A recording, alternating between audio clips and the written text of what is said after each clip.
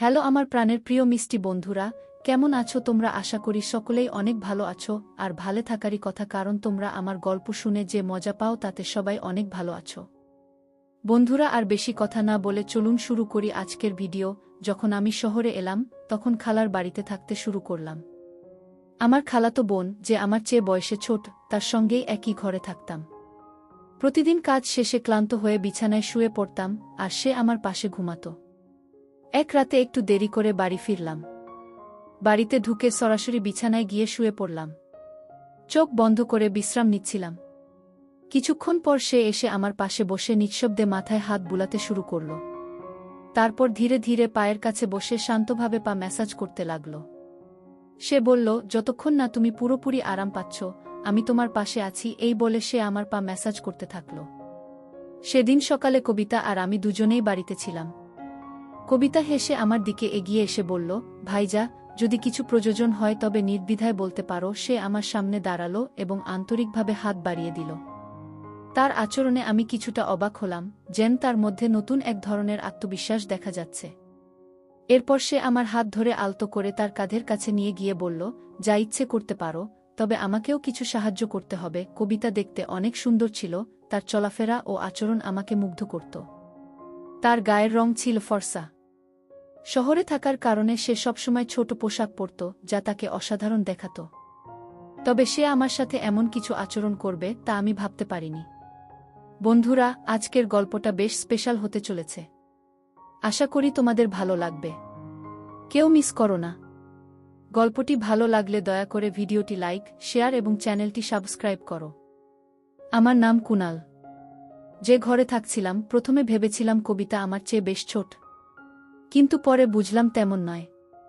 আমি কাজের জন্য শহরে এসেছিলাম এবং খালুর বাড়িতে উঠেছিলাম, কারণ মা চেয়েছিলেন আমি যেন অন্য কোথাও না থাকি। মা বলেছিলেন, শহরে তো তোমার খালুর বাড়ি আছে, সেখানেই থাকা ভালো। শহরে এসে আমি একটি ভালো বেতনের চাকরি পেয়েছিলাম। খালুর বাড়ি ছোট হলেও বেশ আরামদায়ক ছিল। বাড়িটিতে একটি ছোট রান্নাঘর, একটি বেডরুম এবং একটি ছোট হলরুম ছিল। বাড়িতে খালু, খালা আর তাদের মেয়ে কবিতা থাকত। খালু গ্রামের সবার কাছে বলতেন শহরে তার বড় বাড়ি আছে। কবিতা তখন 18 বছরে পা দিয়েছে। কবিতাকে আমি শেষবার যখন দেখেছিলাম তখন সে মাত্র 9 বছরের ছিল। এবার তাকে দেখে মনে হলো সে অনেক বড় হয়েছে এবং আরও সুন্দর হয়ে উঠেছে। খালু আমাকে দেখে বেশ খুশি হয়েছিলেন, কারণ মা আগেই তাকে জানিয়ে রেখেছিলেন আমি কিছুদিন শহরে তাদের বাড়িতে থাকব। যদিও আমার ভালো বেতনের চাকরি ছিল, মা সবসময় বলতেন অন্য ছেলেদের সাথে থাকলে আমি হয়তো খারাপ হয়ে যাব। তাই মায়ের ইচ্ছাতেই খালুর বাড়িতে থাকার সিদ্ধান্ত নিয়েছিলাম। খালুর বাড়িতে কবিতার জন্য একটি ছোট ঘর ছিল যেখানে সে থাকত, আর খালু খালা নিজেদের হলরুমে ঘুমাতেন। আমি খালুকে বলেছিলাম মাঝে মধ্যে কাজ করতে করতে দেরি হয়, তাই আলাদা ঘরের প্রয়োজন। খালু বললেন আমি যেন কবিতার ঘরেই থাকি। কবিতা তখন কিছুদিনের জন্য হলে চলে গিয়েছিল আর আমি তার ঘরে থাকছিলাম। কয়েকদিন পর কবিতা বলল হলে তার ঘুম ঠিকমতো হচ্ছে না, তাই সে আবার ঘরে ফিরে এলো। এরপর থেকে আমরা একসঙ্গে ঘুমাতাম। কবিতা দেখতে সুন্দর এবং তার বয়সও বাড়ছে। সেই রাতগুলোতে কখনো ঘুমের মধ্যে ভুল করে আমার হাত তার দিকে চলে যেত, কিন্তু আমি দ্রুত নিজের হাত সরিয়ে নিতাম। এক রাতে অনুভব করলাম সে যেন আমার পাশে আরও কাছে এসে শুয়ে আছে। ভেবেছিলাম হয়তো কাকতালীয় ঘটনা, তবে পরের রাতগুলোতেও এমন অনুভূতি হচ্ছিল। খালুর বাড়িতে থাকতে থাকতে 20 দিন পার হয়ে গেছে, আর এই সময়ে কবিতা আমার খুব কাছের মানুষ হয়ে উঠেছে। মাঝে মাঝে আমরা অনেক রাত জেগে গল্প করতাম। কবিতা আমার বিষয়ে জানার জন্য বেশ আগ্রহী ছিল, যা আমাকে বারবার ভাবাত। খালা আমাদের কথা বলতে দেখলেও কিছু বলতেন না, কারণ তিনি আমাকে বিশ্বাস করতেন। এক রাতে আমি দেখলাম কবিতা তার ফোনে কিছু দেখছে। কৌতূহলবশত তার ফোনে উকি দিতে গেলাম, কিন্তু সে সঙ্গে সঙ্গে ফোন বন্ধ করে দিল। আমি মজা করে ফোনটি দিতে বললাম, কিন্তু সে না দেওয়ার জন্য অনুরোধ করল। কিছুক্ষণ পরে দেখি সে ঘুমিয়ে আছে। তার ফোনটি মাথার পাশে রাখা ছিল। আস্তে করে ফোনটি হাতে নেওয়ার চেষ্টা করলাম। তখন সে পাশে ফিরল আর আমার হাত তার গায়ে পড়ল। তার মুখে মৃদু হাসি দেখে বুঝলাম সে আসলে ঘুমায়নি। কিছুক্ষণ পর আমি চুপচাপ ঘুমিয়ে পড়লাম। এরপর কিছুদিন কেটে গেল এবং আমার মাসের বেতনও এসে গেল। খালুর বাড়িকে নিজের বাড়ির মতো মনে করে কবিতার জন্য একটি নতুন পোশাক, খালুর জন্য ফরমাল পোশাক আর খালার জন্য একটি সুন্দর শাড়ি কিনে বাড়ি ফিরলাম। খালা খুব খুশি হলেন, আর কবিতা আগের চেয়ে অনেক খোলামেলা কথা বলতে শুরু করল। এক রাতে পানি খেতে উঠে দেখলাম কবিতা পাশে নেই। ঘরের দরজাটাও খোলা। বাইরে গিয়ে দেখি রাত তখন 2টা। কবিতা হলের পর্দা সরিয়ে কিছু দেখার চেষ্টা করছে। কৌতূহলবশত তার পেছনে দাঁড়িয়ে দেখার চেষ্টা করলাম সে কি দেখছে। তার পাশে দাঁড়ালাম, সামনের দৃশ্য দেখে তাকে আলতো করে পাশ ফিরিয়ে ঘরে নিয়ে এলাম। আমি বললাম, কবিতা, এটা ঠিক নয়। রাতের এই সময় এমনটা করা মোটেই সঠিক নয়। কবিতা আমার কথায় লজ্জা পেল এবং দ্রুত ক্ষমা চেয়ে বলল, ভাইয়া, দয়া করে এই ব্যাপারটি নিয়ে কাউকে বলো না। আমি আর কখনো এমন করব না। আমি কিছু বুঝতে পারছিলাম না, আসলেই কবিতার ভুলটা হয়তো খুব বেশি ছিল না। খালুখালার মেয়েটা বড় হয়ে উঠেছে, তাদের এখন কিছুটা ব্যক্তিগত জায়গার প্রয়োজন। পরের দিন আমি খালুকে বললাম, খালু, এখন সময় এসেছে একটা বড় বাড়ি কেনার কথা ভাবার। কবিতা বড় হচ্ছে, ওর নিজের একটা আলাদা ঘর দরকার। বড় বাড়ি হলে সবার জন্য ভালো হবে। খালু হেসে বললেন, 3জন মানুষের জন্য বড় বাড়ির দরকার নেই। তুমি এসে চতুর্থ হয়েছ, কিন্তু আমাদের এখনো কোনো অসুবিধা হচ্ছে না। তাহলে বড় বাড়ির প্রয়োজন কেন? খালুর এ কথা শুনে আমার মুখটা একটু মলিন হয়ে গেল। ঠিক তখনই আমার ফোন বাজল। ফোনে মা ছিলেন। মা বললেন, তোমাকে একটি মেয়ের ছবি পাঠিয়েছি, দেখে বলো তো কেমন লাগছে। আমি মাকে জানালাম, মেয়েটি দেখতে বেশ ভালোই লেগেছে। এতে মা খুশি হয়ে জানালেন 20 দিনের মধ্যে বিয়ের ব্যবস্থা করবেন। 20 দিন পর আমার বিয়ে হয়ে গেল। কিছুদিনের ছুটি কাটিয়ে আমি আবার কাজের জন্য শহরে ফিরছিলাম। তখন মা বললেন, তোমার স্ত্রীকে সঙ্গে নিয়ে যাও। এরপর আমি আমার স্ত্রী তানিয়াকে নিয়ে শহরে চলে এলাম। প্রথমে আমরা খালুর বাড়িতে উঠলাম। কবিতা তখন তার ঘর ছেড়ে বাবা মায়ের সঙ্গে হোল ঘরে ঘুমাত, আর আমাদের ঘরটি আমাকে আর তানিয়ার জন্য ছেড়ে দিল। তানিয়াকে নিয়ে শহরে আসার 3য় দিন পার হচ্ছিল। এরপর হঠাৎ এক রাতে কিছু অপ্রত্যাশিত ঘটনা ঘটল। আমি যখন তানিয়ার পাশে ঘুমাচ্ছিলাম, হঠাৎ দেখি হোল থেকে কেউ উকি দিচ্ছে। তাকে দেখে আমি দ্রুত উঠে বসলাম। আমাকে উঠতে দেখে সে চুপচাপ সরে গেল। তখন আমি ভাবতে লাগলাম, যদি তানিয়া এই শহরের পরিবেশে মানিয়ে নিতে পারে, তাহলে আগামী মাসেই আমরা আলাদা থাকার জন্য একটি ঘর খুঁজে নেব। কারণ শহরে আসার পর থেকেই আমার খালাতো বোন আমাকে বিশেষ নজরে রেখেছিল। জানি না কেন, কিন্তু 5 দিনের মধ্যেই তানিয়া শহরটিকে অপছন্দ করতে শুরু করল। সে বলল, আমি এখানে বেশি দিন থাকতে পারবো না, গ্রামে থাকার অভ্যাস আছে আমার। এখানে পানি আর বাতাস কিছুই ভালো লাগছে না। হঠাৎ করেই তার শারীরিক অবস্থা খারাপ হতে শুরু করল। তাই আমি তাকে গ্রামে পাঠিয়ে দিলাম। এরপর আমি খালুর বাড়িতে একাই থাকতে শুরু করলাম। তানিয়ার প্রতি যতটা ভালোবাসা থাকার কথা ছিল, ততটা যেন অনুভব করছিলাম না। বিয়ের সময় তাকে দেখেছিলাম আকর্ষণীয়, কিন্তু পরে মেকআপ ছাড়া তাকে কিছুটা আলাদা লাগত। তবে সে ভালো মনের এবং নির্ভরযোগ্য, তাই ওর সঙ্গে জীবন কাটানোর সিদ্ধান্ত নিলাম। তানিয়া গ্রামে চলে যাওয়ার পর 3 দিনের ছুটি নিয়ে বিশ্রাম নিলাম। সকালে খালু তার কাজে বেরিয়ে গেলেন, আর খালাও প্রতিদিনের মতো অফিসে চলে গেলেন। সেদিন সকালে কবিতা আর আমি দুজনেই বাড়িতে ছিলাম। নাস্তা করার পর আমি আমার ল্যাপটপ নিতে ঘরের দিকে যাচ্ছিলাম। খোলা দরজার ফাঁক দিয়ে দেখলাম কবিতা নিজের পোশাক পরিবর্তন করছে। তার উজ্জ্বল গায়ের রং দেখে কিছুক্ষণের জন্য আমার দৃষ্টি আটকে গেল। ভাবলাম, কোথায় আমার শ্যামলা তানিয়া, আর কোথায় এই কবিতা? এতদিন কবিতা আমার আশেপাশেই ছিল, কিন্তু তাকে এভাবে দেখিনি। কিছুক্ষণ পর আমি যখন ঘর থেকে বের হলাম, তখনও তাকে দেখছিলাম, আর মনে হচ্ছিল সে সত্যিই অসাধারণ সুন্দর।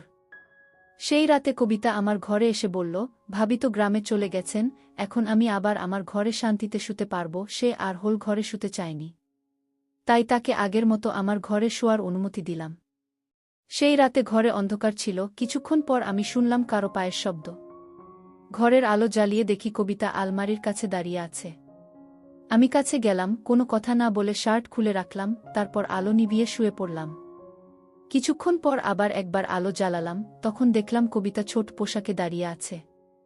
তাকে এভাবে দেখে আমি একটু লজ্জা পেলাম, তারপর আবার আলো বন্ধ করে ঘুমিয়ে পড়লাম। পরের দিন আমার আরও একটি ছুটি ছিল, কারণ পুরো 3 দিনের ছুটি ছিল আমার। তখন এক বন্ধু প্রস্তাব দিল, চলো আজ কোথাও ঘুরতে যাই। দুপুরে বেরোলাম। তখনই একটি দামি ক্যাফেতে কবিতাকে বসে থাকতে দেখলাম। তার বন্ধুরা বেশ অভিযানে ছিল, আর কবিতাও অন্যরকম পোশাক পরেছিল। আমি গিয়ে কবিতার সাথে দেখা করলাম এবং জিজ্ঞাসা করলাম, এটা কি হচ্ছে? কবিতা আমাকে এক পাশে নিয়ে বলল, কুনাল, আমি আজ রাতে তোমার সব প্রশ্নের উত্তর দেব। তুমি এখন এখানে থেকে চলে যাও। আর হ্যাঁ, আমি না বলা পর্যন্ত চুপ থাকো। এরপর রাতে খালুখালা ঘুমিয়ে যাওয়ার পর কবিতার কাছে গেলাম এবং জিজ্ঞাসা করলাম, এবার বলো কবিতা। কবিতা বলল, এটা হলো উচ্চমানের জীবনের কিছু অংশ। কেন, আমি কি এভাবে থাকতে পারি না? কবিতা 18 বছরের একটি মেয়ে হলেও তার কথাবার্তা ও আচরণে এক ধরনের পরিবর্তন লক্ষ্য করলাম। কথা বলতে বলতে কবিতা আমার আরও কাছে চলে আসে। আমার বিয়ের পর থেকে আমি অনুভব করেছি যে একজন নারীর সান্নিধ্য কতটা বিশেষ, আর কবিতাকে কাছে পেয়ে আমি কিছুটা বিভ্রান্ত হয়ে পড়লাম। তবে নিজেকে সামলে নিয়ে আমি তাকে কিছুটা দূরে সরিয়ে দিলাম। সেদিন রাতে আমি তাকে দূরে রেখেই শুয়ে পড়লাম এবং সকালে ওঠার আগেই ঘর থেকে বেরিয়ে গেলাম।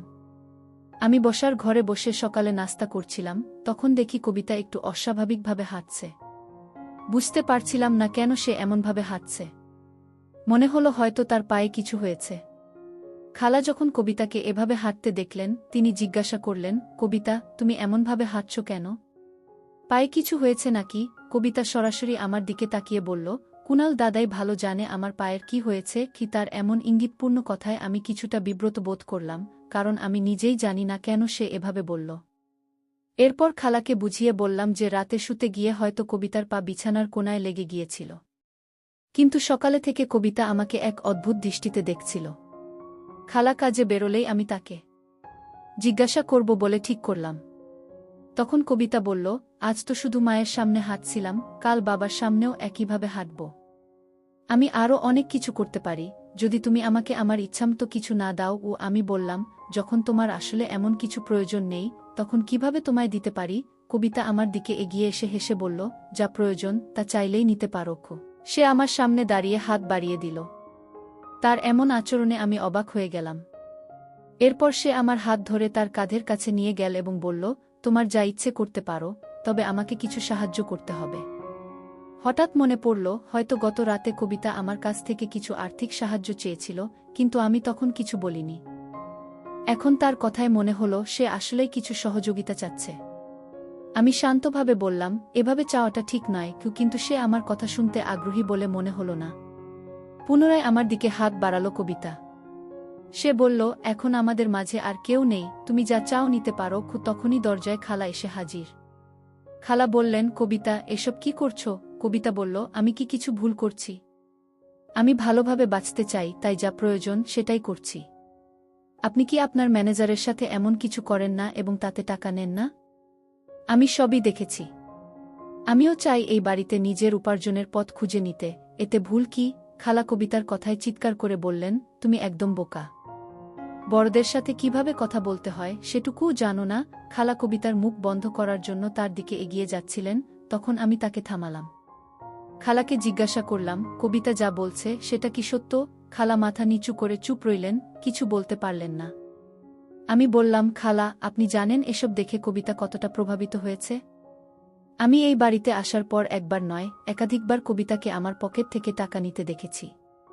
আপনারা এমন আচরণ করলে কবিতাও আপনার কাছ থেকে তা শিখবে।